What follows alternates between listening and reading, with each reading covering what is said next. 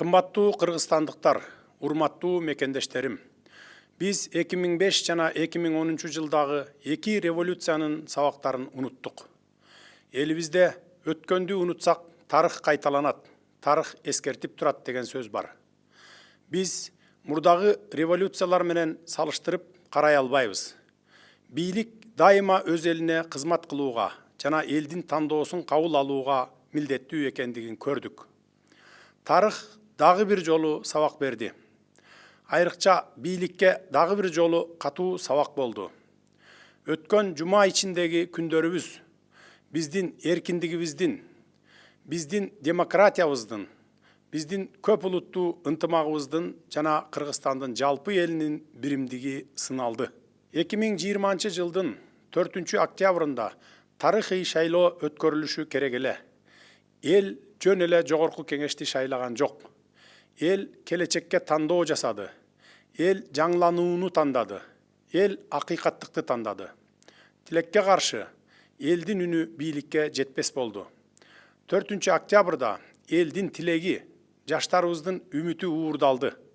Жана ал масштабтуу саясий кризистин башталышына түрткү болду. Бүгүн жалпы Кыргызстандын эли жөнүндө өзгөчө сөз айткым келет. 2020 жылдын күзү жаңы тарыхты, улуттук аң сезимдин жаңыланган барактарын ачты. Ар түрдүү курактагы, ар башка улуттагы, ар түрдүү саясий көз караштагы адамдар мыйзамсыздыкка каршы, добуштарды сатып алууга, фальсификациялоого жана административдик ресурстарга каршы көтөрүлдү. Айрыкча Кыргызстан эли бир муштумдай биримдигин көрсөттү. Баарыбыз ушул күнү кыргызстандык болдук. Бирдиктүү, көп улуттуу бир эл болдук. Мындан ары да дал ушундай болот. Трайбализмди жок кылабыз. Кыргыз эли менен бир катарда туруп, канатташ жашаган бардык улуттардын өкүлдөрү катышты. Бул жеңиш жалпы Кыргызстандын элинин жеңиши болду. Жалпы Кыргызстан элинин ынтымагынын жеңиши. Эл биримдиги сакталып калды. Мамлекеттин талкаланышына, бөлүнүп жарылуусуна жол берилген жок. Кан төгүлгөн жок. Талап тоноочулук болгон жок. Мамлекеттин бүтүндүгү сакталды. Тез аранын ичинде укуктук талаага кирдик. Бул күндөрү Кыргызстан элинин, жаштардын интеллекти өскөндүгү, саясий көз карашы турукташкандыгы далилденди. Жалпы эл ийгиликке жетти. Кыргызстанда бийлик тынчтык жол менен өткөрүлүп жатат. Баарыбызды жеңишибиз менен чын дилимден куттуктаймын. Мен саясатчыларга жана саясий партияларга кайрылам. Бүгүн биз өлкөнү түндүк түштүк, уруу, айыл, же тууган туушкан деп бөлбөй жашайлы. Биз бирдиктүү жана көп улуттуу элбиз. Биз кыргызстандыкпыз. Биздин саясий көз караштарыбыз ар башка, бирок көздөгөн түпкү максатыбыз бирөө гана. Ал мекенибиздин, Кыргызстаныбыздын жаркын келечегин камсыз кылуу. 5 октябрда эл өз сөзүн айтты. Урматтуу мекендештер, менин башкы максатым өлкөдө адилеттүүлүктү орнотуу, коррупция менен реалдуу күрөшүү, мындан ары коррупция менен күрөшүү саясий оппоненттердин көзүн тазалоонун инструменти болуудан калат. Саясий куугунтук дегенди менден ашык жон тери менен сезген саясатчы жоктур. Азыр да көпчүлүк саясатчылар саясий мотивдер менен соттолгон. Бирок бүгүн аларга өздөрүн күнөөсүз экендигин ачык процесстерде далилдей турган мүмкүнчүлүктөр түзүлдү. Анткени сотторго жана прокурорлорго эч ким кысым көрсөтпөйт. Мунун баары адилеттүү, акыйкат, жаңы сот өндүрүшүнүн башталышы болуп калат. Дал ушул күндөр соттук өзүн билемдикке жана мыйзамсыздыкка чекит коет. Албетте, эгерде кимдир бирөө, кандай гана саясий фигура болбосун, коррупцияга аралашса, мыйзам чегинде жоопко тартылат.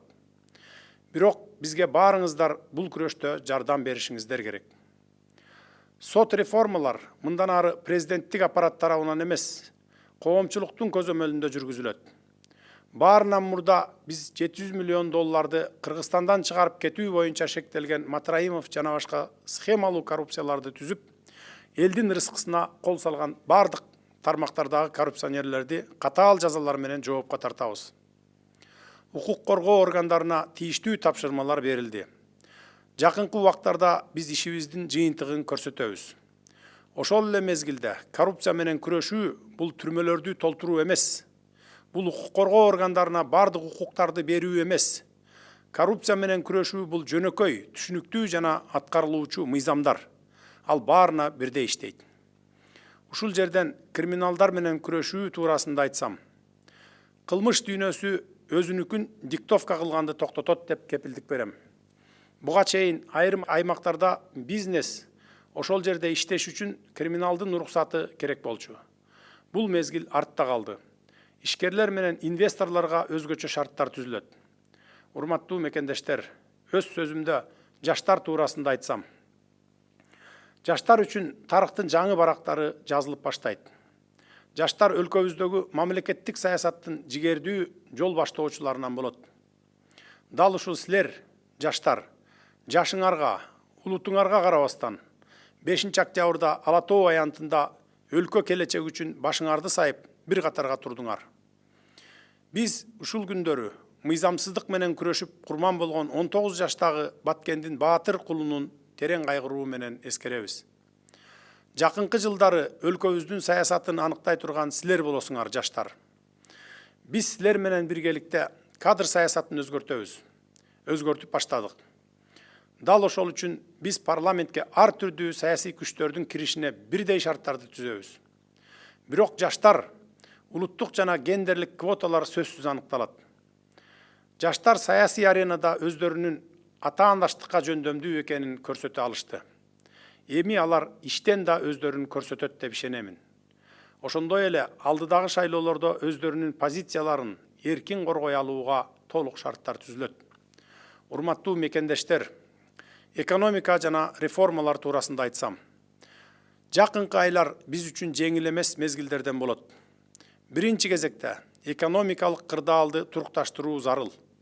Инвесторлордун ишеничин калыбына келтирүүбүз керек.